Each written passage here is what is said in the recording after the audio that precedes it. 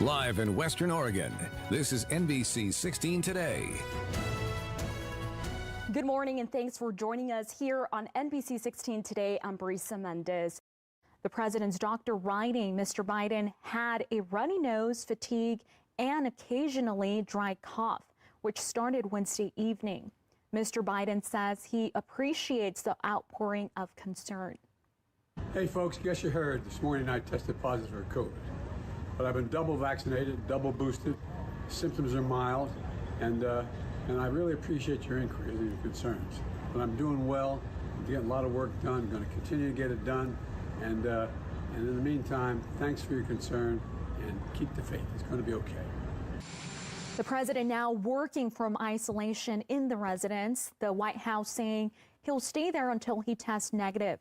At 79, President Biden's America's oldest president. His diagnosis comes amid a growing focus on his age and health. Riddle man is in custody this morning in connection to the disappearance and murder of Kendra Hanks. According to the Douglas County Sheriff's Office, 39-year-old Troy Russell Phelps was arrested yesterday afternoon at a residence in Riddle. Hanks was last seen on July 7th, and Phelps had become a person of interest in the investigation. On July 13, a deceased body was discovered in Cow Creek, and the next day the body was transported to the Oregon State Medical Examiner's office. The body is suspected to be Hanks, although the sheriff's office is waiting for a positive identification. Phelps is not unknown to the law enforcement. He faced murder, kidnapping, and several other charges in relation to the 2017 shooting of Brandon Michael. Hundreds of people, including Oregon coaches, players, and fans, gathered yesterday in the Autzen Stadium Club to remember the life of Spencer Webb. He's a football player who died in a swimming accident last week at Triangle Lake. New head coach Dan Lanning, along with a couple of players and some of his family, spoke on his honor. But the focus wasn't about the player he was on the field, but rather the person he was off the field. Lanning was the first to speak during the memorial, and he said even though he only knew Webb for about 7 months, it felt like forever because everyone was like family to Spencer. Webb's brother Cody and his wife Alicia, who helped raise Spencer, made the trip up from Sacramento, California, and talked about his upbringing and the hard work he put into becoming the man he was. But the underlying message from the speeches was how Webb affected those around him and made everyone want to be a better version of themselves.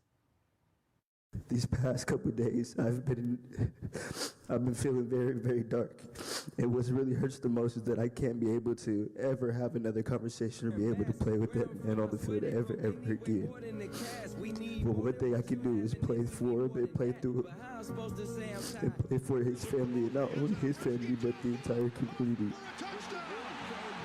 Christian Brothers High School, Webb's High School in Sacramento, California, has started a scholarship fund in his name for 8th graders. 16 News Today. In national news this morning, the January 6th committee held its 8th hearing Thursday night. It featured 2 new witnesses and showed a recounting of what Donald Trump was doing while his supporters attacked the Capitol. NBC's Suzanne McGinnis breaks it down for us.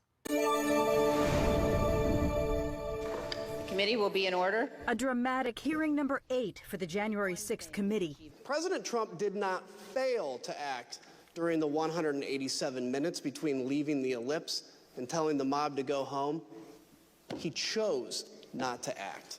With each step of his plan, he betrayed his oath of office. The panel laying out in prime time a minute-by-minute account of Donald Trump's conduct during the violent Capitol insurrection. We fight like hell. We now take you live to our LSB, who is showing us what the traffic in that gorgeous mountain. There he is with those thumbs up, LSB. Hope you're staying warm out there. We're currently at the Park Block Fountain on 8th and Oak. Our live shot buddy says traffic is light around the area. No accidents or delays to report. Winds look pretty calm out there, and LSB says his thermometer shows a cool 60 degrees out there. We'll hear from John Mayer a little later with what to expect for your drive time commute this morning and those weather conditions as we head into the evening and into this weekend. Meanwhile, drive safe out there and take extra time to arrive to your destination safely. We will hand it back to you at the desk. Thank you, Aaron. In Coos Bay, young athletes without the means to get new running shoes now get a chance to lace up thanks to a grant from Advance Health. The physician-owned coordinated care organization serves Coos and Curry County. Don't expect to escape the heat wave gripping the nation anytime soon. Record-setting temperatures are forecast to continue across the U.S. through the weekend and maybe longer. Amy Kiley takes a look at how people are coping. Forecasters say more than 4 out of 5 Americans could see temperatures above 90 in the next 7 days. These areas are under extreme heat warnings. According to the latest data from the Pentagon, 71% of people between the ages of 17 and 24 are not eligible to join. That's about 24 million people out of the 34 million from that age group in the country, which they consider a manpower shortage, potentially compromising national security. Folks heading to the Lane County Fair this weekend have an opportunity to get in for free while helping community members in need. Anyone heading out on Sunday can get in for free between 11 a.m. and 2 p.m.